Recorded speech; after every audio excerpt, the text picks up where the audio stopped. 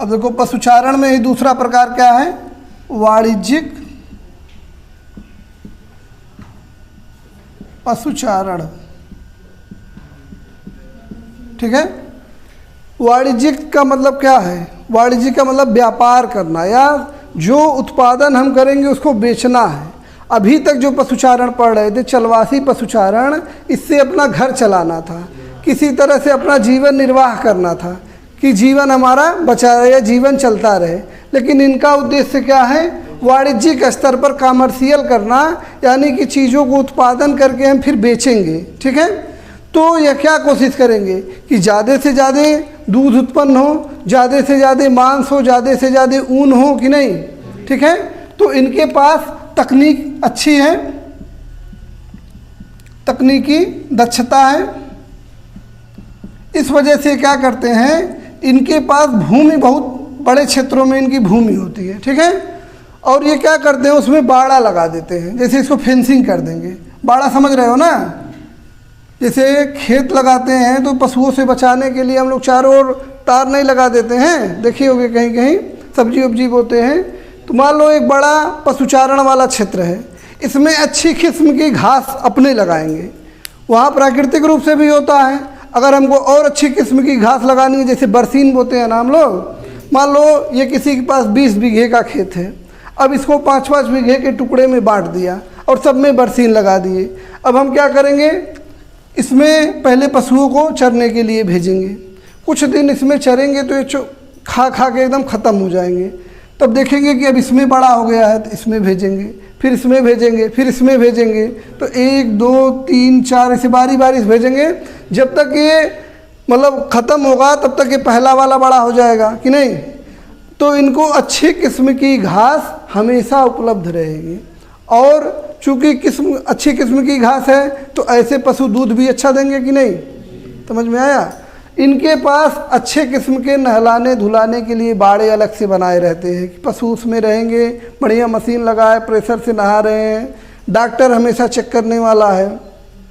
दूध इनका ज़्यादा होता है, एक एक गाय 20-20 30-30 लीटर दूध देगी एक टाइम में, तो उसको हाथ से नहीं निकाल सकते, उसके लिए मशीनें लगी रहेंगी। कभी देखना वीडियो में यूट्यूब पे होता है। ठीक है, तो मशीनों से दूध निकलता रहेगा। तो सब कुछ यह व्यापारीकरण की तरह से होता है, मतलब व्यापारिक तरीके से होता है। तो जितना भी यह मतलब ये क्षेत्र, ये जो तकनीकी अपनाई है ये यूरोप वाले को द्वारा, यूरोपीय संस्कृति के लोग जहाँ जहाँ गए इस तकनीक को ले गए। तो कुछ घास के मैदान होते हैं, उन्हीं घास के मैदानों में इस प्रकार की कृषि की जाती है। जैसे यूरोप में जो घास का मैदान है उसे बोलते हैं स्टेपीज। ठीक है, और यही लोग गए कहाँ पे, अमेरिका में गए। अमेरिका में जो घास की मैदान है उसको बोलते हैं प्रेरी। ठीक है, यही लोग फिर गए अर्जेंटीना में, दक्षिण अमेरिका में। ठीक है, अर्जेंटीना में इसको क्या बोलेंगे, पंपास। और कहाँ पे है घास, ये दक्षिण अफ्रीका में भी गए। यहाँ पे कौन सी घास है, बेल्ड। ठीक है, बेल्ड। ठीक है, ऑस्ट्रेलिया में कौन सी घास है, डाउन्स। ठीक है, न्यूजीलैंड में, वहाँ भी ऑस्ट्रेलिया और न्यूजीलैंड का लगभग एक जैसा है, तो वहाँ भी पशुपालन होता है, तो ऑस्ट्रेलिया में डाउन्स घास है। तो ये जो घास के मैदान हैं, इन्हीं क्षेत्रों में इस प्रकार की पशुपालन किया जाता है। यह घास के नहीं, सवाना भी बता रहे हैं। देखो ये जो घास के मैदान हैं ये लगभग 30 से 50 डिग्री अक्षांश के बीच पाए जाते हैं, जहाँ पे मध्य अक्षांशीय जलवायु है, न तो बहुत ज़्यादा गर्मी होती है न तो बहुत ज़्यादा ठंडी होती है। बारिश भी बहुत ज़्यादा नहीं होती है कि पेड़ उग सके, कम बारिश होती है इसलिए घास उगते हैं।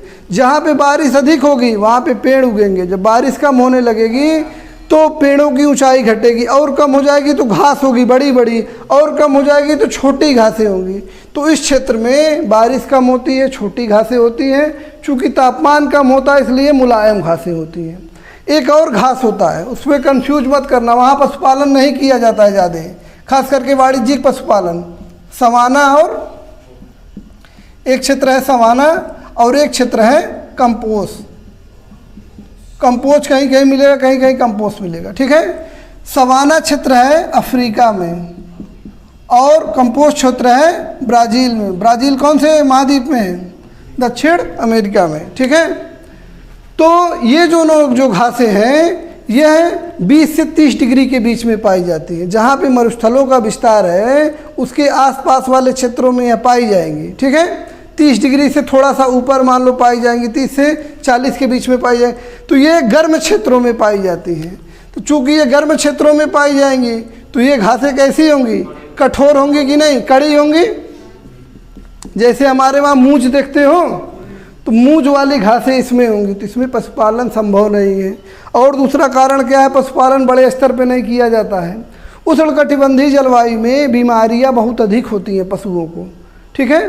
तो वहाँ जैसे हमारे वहाँ जर्सी गाय पालोगे तो देखो बीमार हो जाती है, बहुत ज़्यादा बीमार होती है। इसीलिए जर्सी गाय का पालन कम है, भैंस का पालन ज़्यादा है। भैंस गर्म क्षेत्रों में सर्वाइव करेगी और गाय लगभग ठंडे क्षेत्रों में। तो इसीलिए कभी भी देखोगे यूरोप में जितने भी पशुपालन होते हैं कभी उसमें भैंस नहीं दिखाई देगी कि मशीन से भैंस का दूध निकाला जा रहा हो, कहीं नहीं देखोगे। वो भैंस सबसे ज़्यादा जो दुनिया की सबसे ज़्यादा भैंस है कहाँ पाई जाती है, इंडिया में। इंडिया और पाकिस्तान में ही ज़्यादा भैंसें पाई जाती है और थोड़ा बहुत बांग्लादेश में, नहीं तो भैंस नहीं पाई जाती बहुत ज़्यादा, ठीक है। समझ में आया, ये हो गया। वाणिज्यिक पशुपालन क्या होता है, अब देखो जितना भी जैसे ये क्या करते हैं, इनके पास तकनीक अच्छी है तो ये बढ़िया से फ्रीज बनाएंगे और फ्रीज बना के परिवहन के साधन भी इनके पास अच्छे हैं। इनके पास बड़ा बड़ा फ्रीजर है, उसमें दूध रख देंगे, महीनों तक खराब नहीं होगा। पनीर बना के रख देंगे तो ये बनेगा ब्रिटेन में या यूरोप में और जाएगा न्यूजीलैंड में, ऑस्ट्रेलिया में, दूसरे देशों में। और दूध वाला पाउडर देखे हो जो बच्चों को पिलाया जाता है, अब तो गाँव में भी पिलाया जाता है कि नहीं। तो एक आता है नेस्ले का, जो मैगी वाली कंपनी है, वो कहाँ की है, वो यूरोप की कंपनी है। दूध बनाते हैं सब यूरोप में और ला के बेचते हैं इंडिया में। समझ में आया। तो दूध का जो पाउडर मिलता है वो भी उन्हीं का है। वहाँ दूध बहुत ज़्यादा हो रहा है, मांस वहाँ पे बहुत ज़्यादा होता है, दूसरे देशों में निर्यात कर दिया जाता है, ठीक है। ऊन बहुत ज़्यादा होता है, वो भी निर्यात कर दिया जाता है।